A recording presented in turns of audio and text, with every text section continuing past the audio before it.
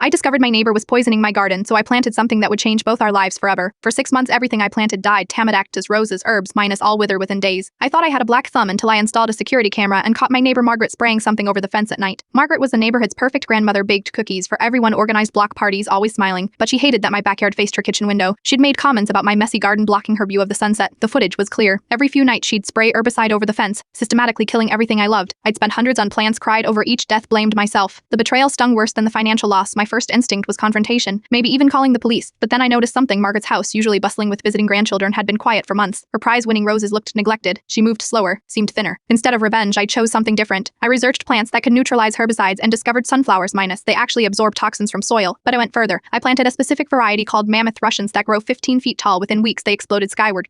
Margaret increased her poisoning efforts, but sunflowers are resilient. They kept growing, eventually towering over the fence. She couldn't see the sunset anymore, but she also couldn't see my yard to poison it. What happened next surprised me. Margaret appeared at my door one evening looking defeated. Without words, she handed me an envelope and left. Inside was $500 cash and a medical report. And 3 cancer. The chemo had made her angry at everything, especially beauty she might not live to see. I found her in her backyard the next morning crying among her dying roses. The woman who'd poisoned my garden was poisoning herself with bitterness. I made a decision that felt insane but right. I cut down half my sunflowers, then I did something more. I showed up at her house with gloves, tools, and expertise she didn't know I had. My mother had been a master gardener. I'd learned from the best. Together, we revived her roses. I taught her about companion planting, how certain flowers help others thrive. The real magic happened when we planted sunflowers together along the fence, mine as not as a barrier, but as a shared project. She'd never grown them before. Jiltek, her face light up when they bloomed, was worth every dead plant she'd killed. Margaret's grandchildren returned when they heard she was gardening again. The yard became alive with laughter. She started Chimo with renewed purpose, talking about next season's plans. We worked side by side, 2 women who'd started as enemies, now bound by soil and hope. She passed away 8 months later, but not before seeing her sunflowers bloom one last time. At her funeral, her daughter handed me a letter. Margaret had written about how I'd saved her final months from bitterness, how our garden had given her something to live for. Her family asked me to speak. I stood before hundreds of people and told them about the woman who poisoned my plants, but grew something beautiful in the end. How forgiveness isn't just about pardoning someone's worst moment, but helping them find their best. I still grow sunflowers along that fence. Margaret's grandchildren helped me tend them. They reached toward the sky, proof that sometimes the best revenge is planting seeds of redemption where poison once grew.